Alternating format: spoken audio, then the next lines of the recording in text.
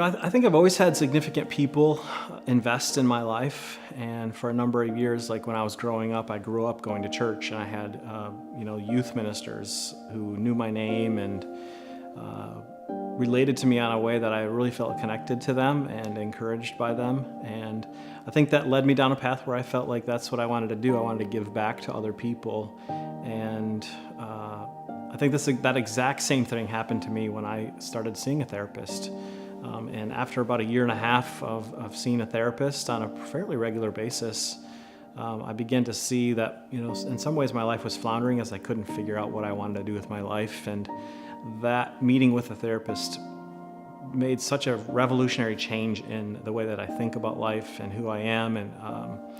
And I think that even my therapist kind of planted a seed with me and said, you know what, Rob, I think that you might make a really great therapist someday.